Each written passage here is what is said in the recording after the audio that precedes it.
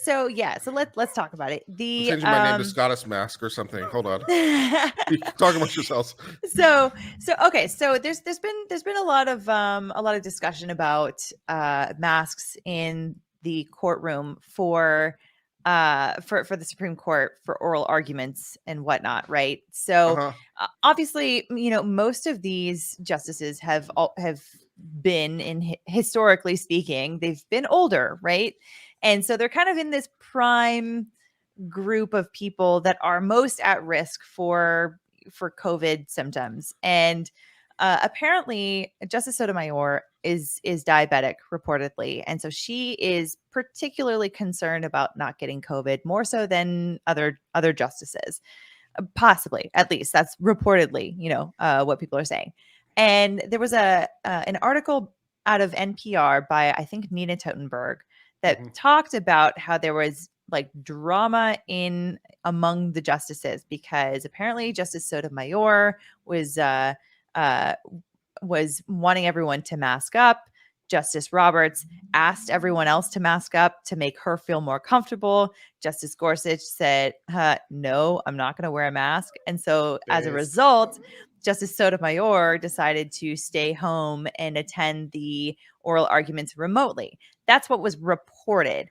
But now, yesterday, Chief Justice Roberts, apparently made a statement saying, no, I never asked everyone to do that. All of this is not true. I think Justice Sotomayor also said that none of that is true herself. NPR has doubled down on their story. So somebody's got some bad sources here. And I have to, and I have a feeling, Nina Totenberg is pretty credible. I mean, is she? Well, at least in this context, I mean, Nina Totenberg has been a long time Supreme Court reporter. She's been around since forever. She's been there right? forever. So, I mean, she as people making reports go, you'd have to give her a little bit of credibility.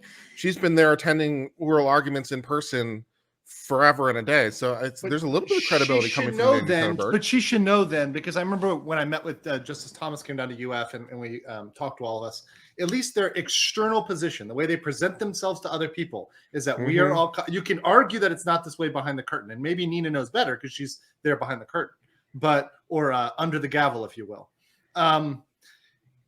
They say that they're all professionals. They all treat each other in a professional manner. They don't care about right or left. They all respect each other. They're professionals doing a job, and they all respect each other. And it's a happy, harmony behind the scenes. Now, you could think that's complete BS, and that's just the face they're putting out to maintain the neutrality of the court because that's very important.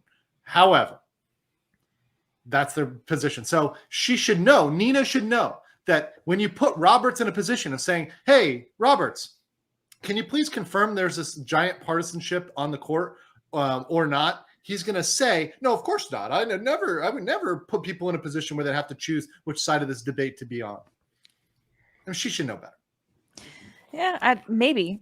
I don't know exactly how the questions were asked and then answered. I just know what the responses to the questions were, basically. And I mean, I'm kind of with Kurt on this one because she's been around for such a long time, so she's a very well respected reporter. So it is pretty surprising to hear something so apparently false coming from her, and it's, I mean, hey, maybe that's just been, she's been flying under the radar this whole time, and because then you're so well respected. Who knows? Then you're saying, because if she's not lying, then the Supreme Court is lying.